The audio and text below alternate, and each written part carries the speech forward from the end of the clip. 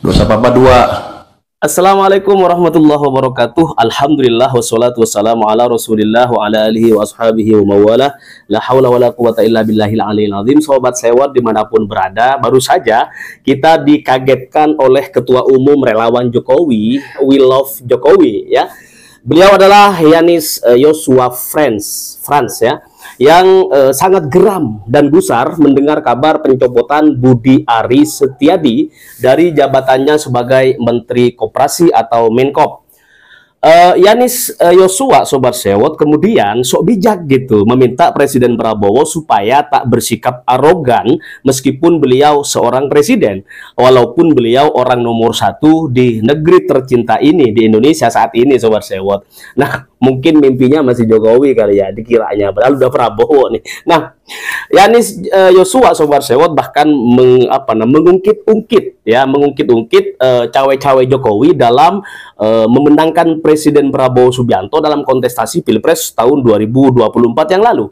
Kemudian Yanis Joshua juga ngotot banget terkait jasa Jokowi yang mengangkat Prabowo jadi Menteri Pertahanan sekaligus telah memberinya penghargaan saat Jokowi masih menjadi presiden 10 tahun kemarin gitu. Nah, tetapi Sobat Sewot, tanpa kita lebih mendalam, sebenarnya kalau kita lihat gitu kan, Presiden Prabowo Subianto nggak pernah ngemis-ngemis jabatan kepada siapapun gitu, termasuk kepada Jokowi. Tahu-tahu Jokowi yang kemudian mengangkat beliau menjadi menteri di kabinetnya gitu. Kenapa? Karena pada saat itu situasi politik memang tidak memungkinkan, Sobat Sewot. Banyak sekali desakan karena masyarakat Indonesia itu tidak yakin dengan hasil Pilpres 2019 yang lalu gitu, sehingga nggak heran kalau kemudian Jokowi ini harus pinter-pinter nih siapa yang harus kita guide gitu, termasuk Presiden Prabowo yang saat ini jadi presiden kita semuanya. Pada waktu itu gitu kan, dijadikanlah Prabowo menterinya Jokowi untuk meredam emosi masyarakat Indonesia yang udah kadung tidak percaya terhadap hasil Pilpres 2019 yang lalu. Karena udah tahu dong, lebih-lebih termol udah pasti tahu gitu kan ya. Makanya termol untuk kalian termol sekarang tuh harus bener-bener bisa bersabar ya, karena ada desakan juga sejak tadi pagi gitu, sekelompok para petinggi atau para ahli di negeri kita ini sudah merekomendasikan kepada Presiden Prabowo untuk juga mendepak beberapa termol di jajaran Polri barangkali ya, karena seperti misalnya Kapolrinya minta dicopotin gitu kan dan sebagainya. Nanti mungkin bulan depan kita akan menemukan kalau bahasanya Bung Rocky gitu kan, breakdown break yang hangat barangkali, yang lebih dahsyat dari kita. Sobat Sewot, selain yang itu yang tadi gitu, ada juga kehebohan yang hari ini sampai hari ini masih terus heboh gitu. Dihebohkan dengan apa? Dengan candaan kata-kata agensi IA ya, oleh anak Menteri Keuangan yang baru, yakni Menteri Purbaya Sadewa.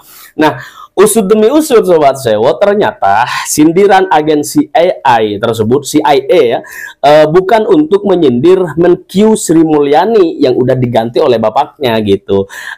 Menteri Keuangan Purbaya Yudi Sadewa justru meluruskan unggahan putranya tersebut gitu. Siapa namanya putranya kalau nggak salah? Yudo Achilles Sadewa kalau nggak salah. Nah, ini udah terlanjur viral dan sempat bikin heboh publik gitu. Nah, Menkyu Purbaya yang baru ini, Menkyu Purbaya Yudi gitu kan, ini dikabarkan mengaku bahwa candaan agensi IA yang dilontarkan anaknya gitu kan, ini bener-bener bukan untuk Sri Mulyani. Nah, ternyata merupakan sindiran kepada kelompok ternak Mulyono atau kita sering sebut sebagai geng Solo ya, yang sampai hari ini tidak tahu malu dan tidak pernah berpikir untuk kemajuan bangsa. Di otak mereka yang ada hanyalah menjilat majikannya si Mulyono CS gitu. Nah, Sobat Sewot, unggahan tersebut sudah dihapus ya, dan Purbaya Menkyu kita menegaskan sang anak masih kecil serta tidak memahami akan dampak daripada ucapannya. Nah, yang paling mengagetkan untuk hari ini, Sobat Sewot, ya kan, kalian semuanya, Allahumma sholli ala Muhammad. Ini adalah sikap berani Menteri Keuangan yang membeberkan fakta terbaru soal sosok Jokowi yang punya dua dosa dan kesalahan. Oke, mungkin penasaran gitu kan seperti apa faktanya? Oke, ini dia buat kalian semuanya, Sobat Sewot dimanapun berada. Jadi dua sisi mengetatkan kebijakan kita. Bank naruh uangnya di bank, padahal uang kita banyak. BI menyerah sampai 800 triliun, pemerintah pada satu titik sampai 500 triliun atau lebih di bank sentral. Sistem kekeringan yang bapak-bapak rasakan adalah yang kemarin demo itu karena tekanan berkepanjangan di ekonomi, karena kesalahan kebijakan fiskal dan moneter sendiri yang sebetulnya kita kuasain. Yang jadi pertanyaan saya kan, di sini Komisi 11 rapatnya dengan Menteri Keuangan berapa ratus hari dalam setahun. Kenapa tidak pernah mempertanyakan itu? Dan sekarang saya datang ke sini tiba-tiba, wow, udah semuanya pertanyaan banyak sekali yang harusnya sudah putus pada waktu itu. Tapi nggak apa-apa. Jadi ke depan yang saya lakukan adalah memperbaiki itu sebelum merubah yang lain-lain. Struktural lain kita bisa rubah, tapi quick win-nya di situ. Saya akan balik kondisi yang memburuk karena langkah kita sendiri. Oh gimana? Ya paling bagus kan percepat belanjaan kan. Oke, belanjanya cepat-cepat. Tapi yang kita tahu itu nggak semudah membalik tangan. Saya pernah tanya Pak Jokowi dulu waktu saya di istana, Pak, balikin uangnya ke sistem. Loh, apa bedanya? Kan nggak bisa belanja juga. Pak, kalau uang Bapak ditaruh di BI, dosa Bapak dua. Satu, Bapak nggak bangun ekonominya. Yang kedua, sistem kering, nggak bisa bangun juga. Jadi kalau balikin ke sistem perekonomian, ke bank, himbara misalnya, dosa Bapak tinggal satu, yaitu satu yang nggak bangun aja, tapi ekonominya bisa jalan. Kalau itu yang dimanfaatkan adalah real sector. Kalau saya nggak percaya IMF, untuk saya IMF bodoh. Kalau nggak percaya kita lihat track recordnya. Di tahun 2009, proyeksi IMF pertumbuhan ekonomi Indonesia 2,5%. Aktualnya berapa? 4,6%. Kan melesetnya hampir 100%. Kalau kita percaya IMF, bodoh amat kita. Artinya IMF menganggap kita tidur. Jadi prediksi mereka terlalu pesimistik. Jadi Anda jangan percaya IMF. 1997-98 ada IMF, kita hancur. Jadi kalau kita berdiri kaki sendiri, kita harusnya lebih bagus. Dan kita sudah punya pengalaman mengatasi krisis 97, 2008, 2000, 2002, kita bisa tumbuh dengan bagus. Nanti Anda akan bilang, wah si Purbaya ini sentimen sama global, multilateral organization. Ya pertama emang saya nggak percaya mereka, kayaknya mereka lebih bodoh daripada saya. Menteri Keuangan terbaru katanya akan menumbuhkan ekonomi Indonesia sampai 6%. Ini bakal jadi mempermudah lapangan pekerjaan. Nah sebenarnya apa sih maksudnya pertumbuhan ekonomi 6% dan bagaimana caranya? Nih kalau kita lihat di sejarah itu Indonesia tuh pernah beberapa kali 6%. Di zaman Pak Soeharto 4 kali tahun segini. Kemudian Pak Habibie, Pak Gus Dur, Bu Mega belum pernah. Pak SBY pernah nih. Ada sebanyak 5 kali, paling banyak Pak SBY nih sebanyak 5 kali. Di zaman Pak Jokowi belum pernah. Nah sebenarnya kalau kita lihat rumusnya PDB itu gini, pertumbuhan PDB itu selisih antara tahun sekarang dan tahun sebelumnya dibagi tahun sebelumnya kali 100%. Tahun ini pengen naik 6%, tahun 2024 itu segini PDB-nya. Berarti kalau dicari PDB 2025 itu segini 23 triliunan. Nah kalau kita lihat PDB yang sudah ada di kuartal 1 di kuartal 2 2025 itu baru segini nih, baru 11.000 triliun. Berarti butuh sekitar 11.855 triliun lagi. Kalau kita dibagi 2 berarti nanti Q3 harus segini, Q4 harus segini. Nah kalau kita pengen detailin si rumus PDB itu apa sih? Nah PDB itu gini, konsumsi dikaliin ditambah investasi ditambah pengeluaran pemerintah ditambah selisih antara ekspor dan impor. Nah kenapa bisa jadi membuka lapangan pekerjaan? Karena misalnya kalau konsumsi Indonesia tinggi maka produksi jadi tinggi, butuh lapangan pekerjaan. Kalau investasi tinggi misalnya nggak bangun pabrik itu juga butuh lapangan pekerjaan. Kalau pengeluaran pemerintah tinggi misalnya proyek membangun jalan dan lain-lain butuh lapangan pekerjaan. Kalau ekspor tinggi berarti juga sama butuh lapangan pekerjaan yang tinggi. Makanya PDB ini sangat berkaitan erat dengan lapangan pekerjaan. Nah kalau kita lihat ininya unsur-unsurnya 2024 itu segini nih, konsumsinya, investasinya, pengeluaran pemerintah sama selisih ekspor impornya segini. Kalau misalkan semuanya naik 6% berarti targetnya 2025 harus segini. Ya intinya semoga tercapai aja sih 6%. Kalau 6% tercapai, berarti ini sejarah nih. Udah berapa tahun Indonesia nggak pernah 6%. Lihat Kemenke bikin gebrakan terbaru. Apalagi? Katanya beliau bakal memasukkan 200 triliun ini ke perbankan. Oh ya, dari mana uangnya? Katanya dari uang kas negara. Nah, katanya kalau dengan kebijakan ini bisa menggerakkan roda ekonomi Indonesia. Nah, kenapa itu bisa? Yuk kita lihat di sini tuh bisa uangnya jadi berganda nih kalau kita masukin ke bank. Misalnya tadi 200 triliun dimasukin ke bank A. Nah, bank A ini wajib menyimpan 10%. Jadi 20 triliun di bank A, sisanya ini boleh dipinjamkan. Nah, orang yang pinjamkan pasti dong uangnya bakal disimpan di bank juga. Misalnya disimpan di bank B. Nah, di bank B ini juga sama sistemnya, harus nyimpan 10%, berarti 18T, sisanya ini boleh dipinjamkan. Orang yang dapat pinjamannya disimpan lagi di bank C, dan seterusnya, disimpan, dipinjam, disimpan, dipinjam. Sampai akhirnya uang yang beredar ini, uang yang tercatat itu segini. M sama dengan 1/RR kali MB. Masukin angkanya ini 10%, MB-nya 200 triliun. Berarti uang yang tercatat di seluruh Bank Indonesia ada sekitar 2000 triliun. Nah, ini bagusnya apa? Kalau 2000 triliun ini menaikkan konsumsi dan investasi, maka Y-nya juga bakal naik si PDB-nya. Jadi kalau CI naik, Y atau PDB-nya bakal juga naik. Nah, inilah yang menyebabkan ekonomi roda Indonesia berputar. Itu maksud kata Pak Menteri. Nah, tapi di sini juga harus hati-hati. 200 triliun itu bisa jadi obat, bisa juga jadi racun. Kenapa? Karena kalau uang yang beredar ini naik, dan naik itu jadi dua nih. Kan ini ruas kiri naik nih. Ruas kanan juga bisa naik. Yang naik itu bisa si Y-nya, bisa si P-nya. Apa itu? Nah, kalau Y-nya ini bagus, ini yang kita inginkan, PDB-nya yang naik, ekonomi tumbuh. Tapi kalau P-nya yang naik, ini yang bahaya. Artinya harga barang jadi naik, dan ternyata jadilah inflasi. Makanya 200 triliun ini, perbankan ini harus dipantau. Dia bagus nih kalau Y-nya naik, tapi bahayanya kalau lari ke P yang naiknya. Makanya penyaluran kreditnya harus dipantau nih, harus masuk ke sektor-sektor yang produktif. Kayak bangun pabrik, pertanian, infrastruktur.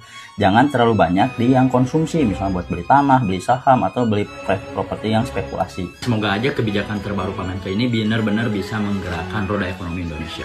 Amin. Dan Bung Rocky ini baru dilantik jadi Menteri Keuangan, Purbaya sudah blunder nih Bung Rocky. Berat nih kalau begini caranya ya.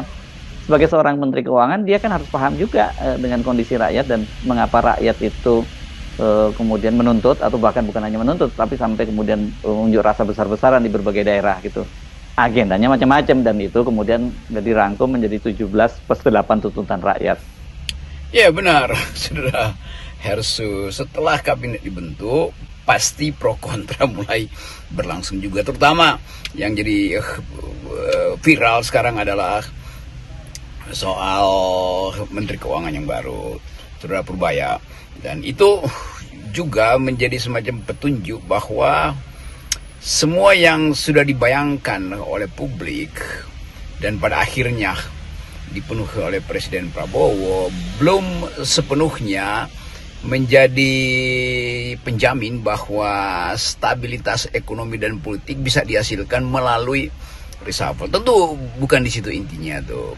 Karena apapun ini adalah teamwork, dan dalil presiden itu yang mesti kita pegang. Kan presiden mengucapkan akan memperbaiki kabinetnya dengan meminta semacam tugas khusus supaya bidang ekonomi itu betul-betul menghasilkan keadilan, supaya ekstraktif industri itu betul-betul hasilnya bisa diredistribusi untuk kepentingan rakyat, supaya pendapatan negara itu tidak sekedar dari pajak yang menimbulkan rasa ketidakadilan, tapi mungkin dengan pajak progresif gitu. Dan semua itu kan dasar untuk menjamin bahwa ide 8% pertumbuhan ekonomi itu bisa dicapai oleh pemerintahan Prabowo. Ya mungkin dalam 1, 2 atau 3 tahun ke depan 8% bisa dicapai. Tetapi rakyat menganggap bahwa kepastian itu harus didasarkan pada keterbukaan, dan karena itu posisi Menteri Keuangan kemudian jadi tiba-tiba menjadi semacam petunjuk bahwa ya beliau justru mempertanyakan apakah tuntutan 17+8 itu masuk akal apa tidak tuh, walaupun dalam mungkin kalimat-kalimat awal untuk memastikan bahwa Menteri Keuangan yang baru ini mengerti tuntutan rakyat, yaitu tentang redistribusi, mengerti tuntutan rakyat untuk pajak progresif, mengerti tuntutan rakyat untuk perampasan aset. Kan semua gumpalan rasa ketidakadilan ini akhirnya dicapai kesepakatan dengan presiden, kesepakatan tentu antara tuntutan publik dengan misi presiden. Jadi kita mau lihat apakah nanti kedudukan Menteri Keuangan ini bisa betul-betul tune in dengan watak sosialistis dari presiden. Kira-kira itu problem awalnya tuh. Nggak bisa terhindarkan ya kalau publik, terutama pasar itu akan membanding-bandingkan antara Purbaya dengan Sri Mulyani. Jadi ya kita nggak terlalu terkejut gitu kalau IHSG langsung anjlok dan rupiah juga melemah. Tapi kalau kita menyimak berbagai pernyataan presiden yang memang terkesan sangat populis, sangat pro rakyat, seorang Menteri Keuangan itu sebenarnya bukan hanya semata-mata dia harus kebijakannya tidak hanya pro pasar, tapi seorang Menteri Keuangan itu bisa juga diharapkan bisa mewujudkan apa yang selama ini disampaikan oleh presiden bahwa dia harus mensejahterakan rakyat, bahwa semua kekayaan alam itu harus digunakan semaksimal mungkin untuk kesejahteraan rakyat. Ya tentu publik ingin membandingkan antara kapasitas Sri Mulyani dan Purbaya, kan itu dasarnya. Tetapi saya anggap bahwa soal kapasitas itu bisa didasarkan pada pengalaman, bisa didasarkan pada pengetahuan, juga bisa didasarkan pada kepekaan terhadap kondisi perekonomian kan. Kan semua itu kombinasi yang bagus, kemampuan untuk mengolah fiskal secara berdisiplin, penuh kehati-hatian itu ada pada Sri Mulyani. Tapi kemudian orang menganggap ya tapi Sri Mulyani nggak punya semacam sebut aja kejelian untuk mencari sumber daya atau sumber pembiayaan negara atau sumber pendapatan negara yang lain tuh, sehingga dianggap bahwa Sri Mulyani bisa mengelola makro dan stabilitas fiskal hanya dengan mengandalkan utang dan pajak tuh.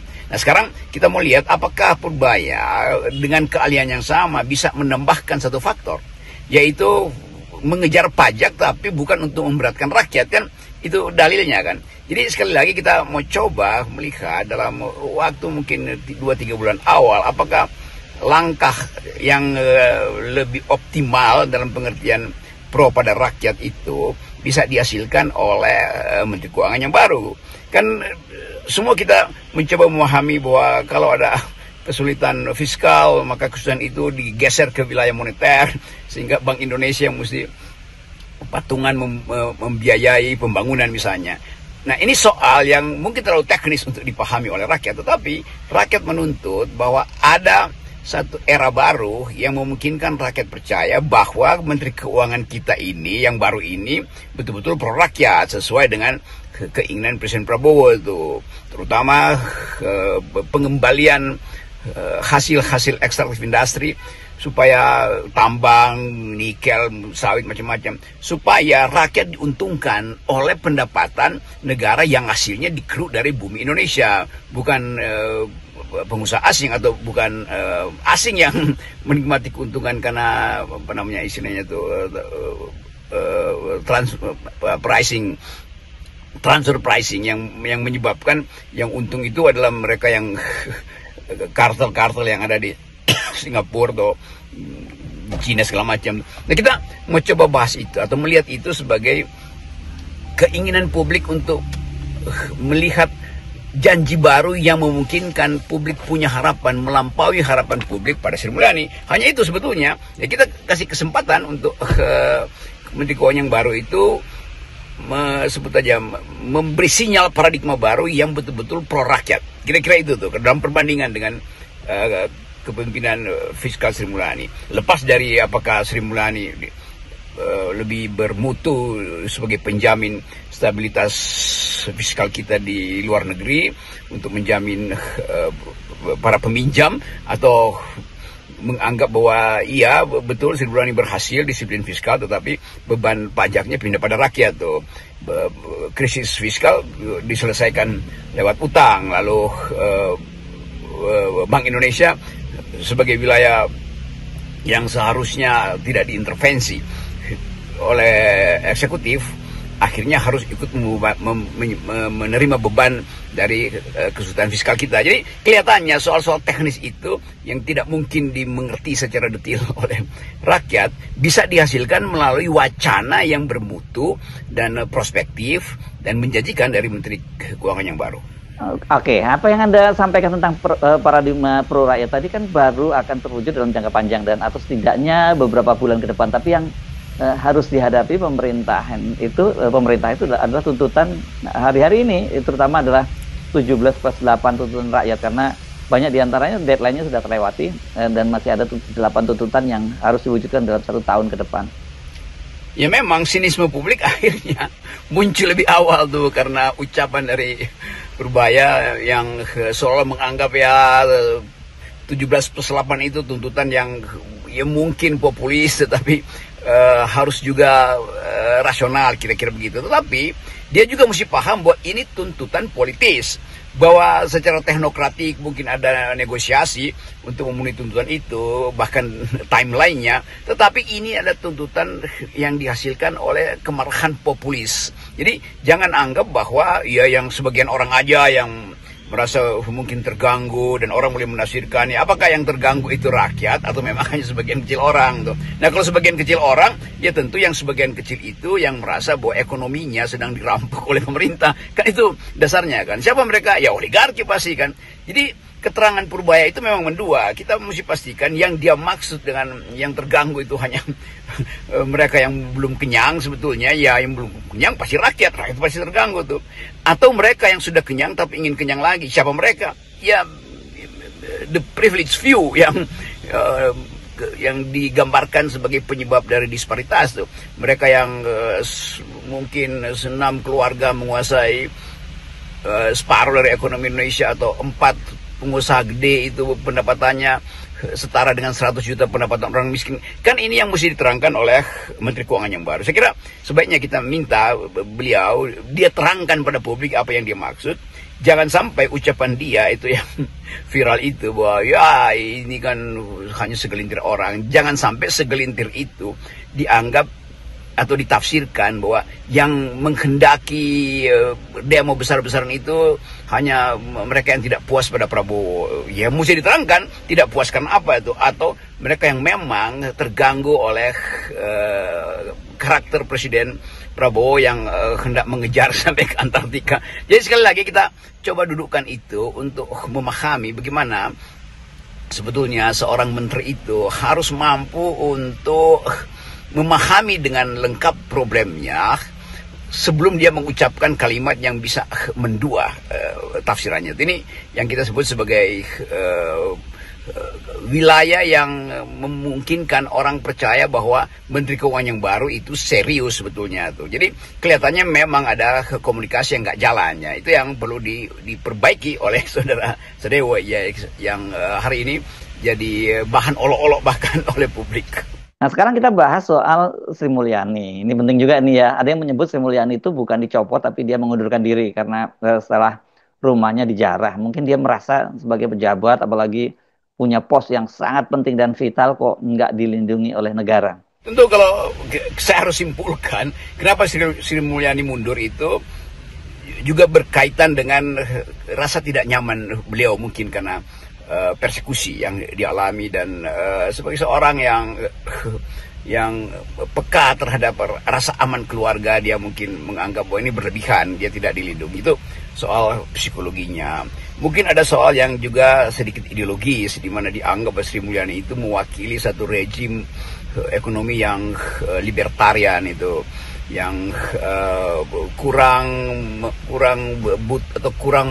bukan kurang sebetulnya, lebih mengunggulkan atau lebih menjaga fiskal dibanding menjaga perasaan rakyat yang dipajaki terus meneruskan. Nah kalau itu yang jadi semacam penandah watak dari Sri Mulyani sebagai Menteri Keuangan, maka Menteri Keuangan yang baru mesti datang dari watak yang berbeda tentu saja dari kacamata Pak Prabowo. Jadi mungkin secara hipotetik saya menganggap bahwa saudara Purbaya ini ditugas wajibkan oleh Presiden Prabowo